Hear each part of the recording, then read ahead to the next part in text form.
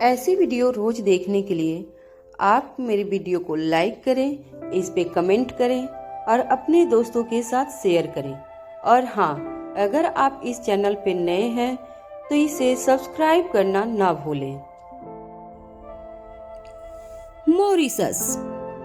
कौटिल्य बड़ी सावधानी से ब्रेक लगाकर गाड़ी को रोक देता है। तभी एक ग्रुप सामने आकर उसकी गाड़ी को घेर लेता है। इस ग्रुप में तकरीबन 10 औरतें और 2 आदमी मौजूद थे। एक आदमी वैन के ड्राइवर सीट की तरफ आगे बढ़ता है और कौटिल्य को कॉलर से पकड़कर गाड़ी से बाहर निकाल लेता है। कौटिल्य बिना कोई जोर जबरदस्ती किए उसके साथ साथ आगे बढ़ता रहता है और गाड़ी से बाहर निकलकर चुपचाप सहमा हुआ सा खड़ा हो जाता है। तभी वह आदमी पूछता है, बता वह कहाँ है? कौटिल्य बड़ा ही मासूम और अनजान बनते हुए उनसे पूछता है, कौन? तुम किसकी बात कर रहे हो? मैं किसी के बारे में कुछ नहीं जानता। ऐसा कहकर कौटिल्य अपने चारों तरफ चोर नजरों से देखता है। वह पाता है कि उसे करीब 5 से 6 कदम की दूरी पर उसे और उसकी गाड़ी को घेरकर कुछ औरतें खड़ी हैं, जिन्होंने फाइटिंग पोजीशन ली हुई थी। सभी के चेहरे ढके हुए थे, उनके वेशभूषा भारतीय थी। कौटिल्य को यह समझने में ज्यादा देर नहीं लगती कि उसके सामने कौन और क्यों खड़ा है। वह सब उससे क्या जानना चाहते हैं। तभी एक आदमी जिसकी हाइट करीब 6.5 फुट थी, लंबाई के साथ साथ उसकी चौड़ाई भी काफी ज्यादा थी, वह आगे बढ़कर कौटिल्य के चेहरे पर एक जोरदार मुक्का देते हुए कहता है, ज्यादा अनजान बनने की कोशिश मत करो। तुम्हारे अलावा कोई नहीं जो इस काम को अंजाम दे सके। उसे पकड़ पाना किसी ऐसे गहरे का काम नहीं हो सकता। तुम्हारे अलावा यह किसी और के बस की बात नहीं है। वह आंधी है तो तुम तूफान हो। सीधी तरह से बताओ कि वह कहाँ है? कौटिल्य एक बार फिर से लगभग कांपती हुई आवाज में कह देता है, कम से कम पहले यह बताओ तो सही कि तुम लोग किसकी बात कर रहे हो। अगर मुझे कुछ पता होगा तो मैं जरूर बताऊंगा। मेरा दिमाग खराब नहीं हुआ है कि इतने सारे लोगों से अकेले ही पंगा लो। कौटिल्य की बात सुनकर पहला आदमी, जिसने अभी भी कौटिल्य को कॉलर से ही पकड़ा हुआ था, वह कहता है, तुम ही कौटिल्य हो ना? इस पर कौटिल्य बड़ी ही नरमी से जवाब देता है, जी सर जी, मुझे ही सब कौटिल्य कहकर बुलाते हैं। इतने में दूसरा आदमी सख्ती से पूछता है, तुम वही कौटिल्य हो ना जो एक नामी हैकर हो? उसकी बात सुनकर कौटिल्य अपने शरीर को और भी सिकुड़ते हुए भीगे मेमने की तरह जवाब देता है, सर जी, नामी का तो पता नहीं, लेकिन हाँ, छोटी मोटी हैंगिंग जरूर कर लेता हूँ।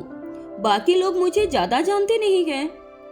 इतना सुनने के बाद वह आदमी दोबारा से एक जोरदार मुक्का कौटिल्य को देता है, लेकिन इस बार यह पंच उसके पेट पर पड़ता है। अब वह आदमी पूछता है, तो बताओ दीदी जी कहाँ हैं? अब कौटिल्य जवाब देता है, मैं किसी दीदी जी को नहीं जानता, और अगर जानूंगा भी तो मुझे उससे क्या काम?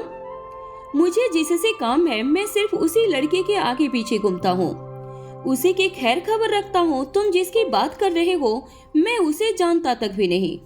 फिर आपकी दीदी जी से मुझे कोई काम पड़ना कैसे संभव है? मेरा मतलब है कि मुझे उसके बारे में कुछ भी पता होना कैसे संभव है? अब पहला आदमी कहता है, यह ऐसे नहीं मानेगा, इसकी 2-4 हड्डियां तोड़नी पड़ेगी।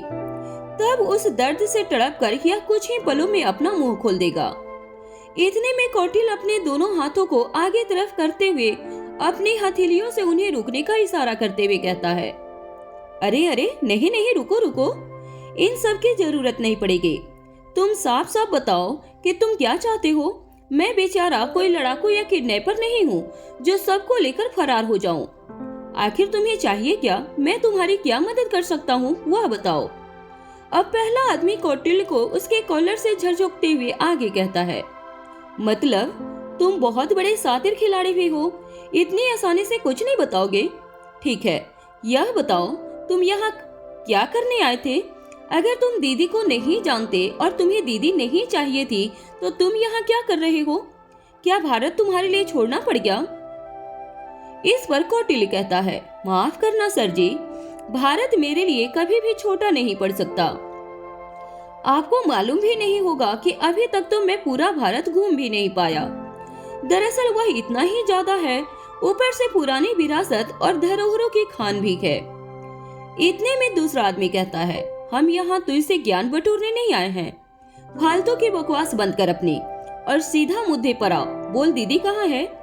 अब कौटिल्य दोनों हाथ जोड़कर उंगलियों में उंगलियां फंसाते हुए कहता है, आ रहा हूँ, उसी पर आ रहा हूँ। मैं यहाँ सिर्फ और सिर्फ अपनी भूमिका के लिए आया था। मुझे पूरा विश्वास है कि मेरी भूमिका तुम्हारी दीदी नहीं हो सकती। तुम अपनी दीदी की कोई तस्वीर मुझे दिखाओ, अभी दूध का दूध और पानी का पानी हो जाएगा। मैं देखते ही बता दूंगा कि तुम जिस बारे में मुझसे पूछ रहे हो उसके बारे में मैं कुछ जानता भी हूँ या नहीं। अब वह आदमी कहता है, ए लड़के, अपनी हद में रहकर बात कर। इस पर कौटिल्य बड़ी ही नरमी से कहता है, देखिए, जब आप मेरे बारे में इतना सब कुछ जानते हो तो यह भी जानते होंगे कि मैं भूमिका से बेहद प्यार करता हूँ, उसे बेइंतहा चाहता हूँ। मैं यहाँ उसके साथ उसी के लिए आया था। मैंने सोचा था कि अकेले में मौका मिलेगा तो उसे इम्प्रेस कर पाऊंगा, उसके दिल में अपने लिए थोड़ी सी जगह बना पाऊंगा। लेकिन अब मैं अच्छी तरह से जानता हूँ कि रोहित मारवा जैसे बड़े आदमी की बहन कभी मेरे जैसे छोटे मोटे हैकर के साथ अपनी जिंदगी नहीं बिताएगी, यहाँ तक कि मेरे जैसे छोटे आदमी के बारे में सोचेगी भी नहीं। यह सब कहते हुए धीरे धीरे कौटिल्य की आवाज में रोष बढ़ने लगता है। उससे गुस्से के साथ वह आगे कहता है, इसीलिए मैं उसे किडनैप करके उससे शादी करने वाला हूँ। इसीलिए इस अंधेरी रात में इस अनजान शहर में सड़कों पर घूम रहा हूँ। मुझे क्या पता था कि तुम भी किसी अपने को ढूंढते हुए मुझे ही धर दबोचोगे। फिर अपनी आवाज को कुछ सामान्य करते हुए आगे कहता है, इसके अलावा मेरा यहाँ आने का कोई और मकसद नहीं। मैं किसी दीदी को नहीं जानता। जब मैं किडनैपर ही नहीं हूँ तो मुझे किसी दीदी की खबर रखने और उन्हें किडनैप करने की क्या जरूरत है? दूसरी ओर के पहलू को देखा जाए तो तुम अच्छी तरह से जानते हो कि एक हैकर पुलिस वाला कभी नहीं हो सकता, और अगर मैं पुलिस वाला नहीं हूँ तो भी मुझे तुम्हारे जैसे गैंग की किसी दीदी जैसे मेंबर की क्या जरूरत हो सकती है? फिर तुरंत ही अपनी बात को बदलते हुए कहता है, लगता है मुझसे बोलने में कोई गलती हो गई। मेरा मतलब है कि तुम्हारे लीडर से मुझे क्या मतलब हो सकता है? इतना कहने के बाद कौटिल्य अपनी बात को और स्पष्टता से पूछते हुए कहता है, मैं सही कह रहा हूँ ना? किसी आम मेंबर के लिए तो तुम इस तरह किसी का रास्ता नहीं रोकोगे। जरूर वह तुम्हारी खास ही होगी या फिर लीडर होगी। इतने में पहला आदमी कहता है, इस बकबक की दुकान को इन फाइटर्स के हवाले कर देना चाहिए। कुछ ही पलों में जब हड्डियां टूटेगी तो यह तोते की तरह बोलेगा। इतने में दूसरा आदमी कहता है, रुको, और उसके बाद कौटिल्य से पूछता है, अगर तुम यह नहीं जानते कि दीदी कहाँ है और तुम यहाँ भूमिका के लिए आए हो तो साबित करो कि तुम जो कह रहे हो वह सच है। अब कौटिल्य कुछ सीधा खड़ा होते हुए मुस्कुरा कर कहता है, यह हुई न समझदारी जैसी बात, मैं यह साबित कर सकता हूँ। यह सुनते ही पहले वाले आदमी का माथा चढ़ जाता है। जैसे ही कौटिल्य खुद को उससे छुड़ाने की कोशिश करता है, वह कौटिल्य को और भी ज्यादा कसकर पकड़ लेता है। अब कौटिल्य कहता है, यह भी ठीक है, तुम मुझे नहीं छोड़ना चाहते हो तो ना सही, लेकिन मेरी बात पर भरोसा करने के लिए तुम्हें जो सबूत चाहिए वह इस बैन में ही है, खुद ही जाकर देख लो। यह सुनकर वह दूसरा आदमी गाड़ी की तरफ बढ़ता है। यह बैन बैक साइड से खुलती थी, जहां से अक्सर डिक्की का दरवाजा खुलता है।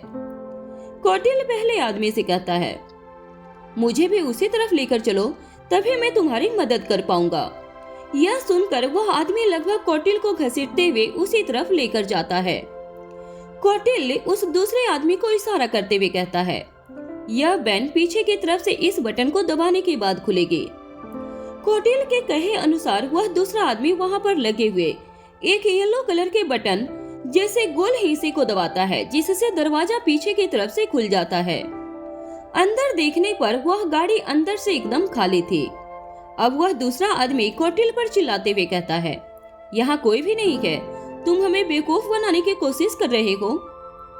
ऐसा कहकर जैसे ही कौटिल्य को मारने के लिए वह अपने हाथ का मुक्का बनाता है, तभी कौटिल्य जोर से चिल्लाते हुए कहता है, मारना मत, बताता हूँ तुम्हें।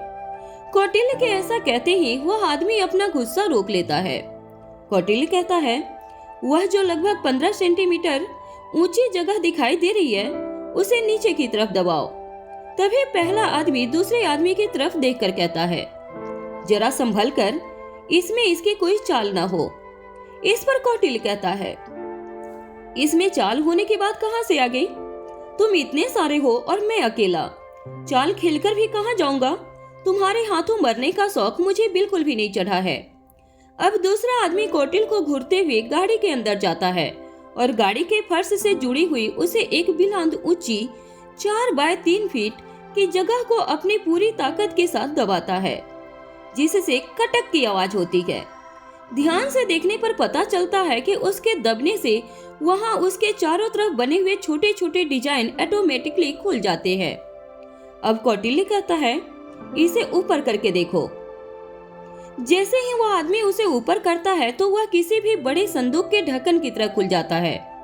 अंदर झांकने पर उसे इसके अंदर भूमिका पड़ी हुई दिखाई देती है।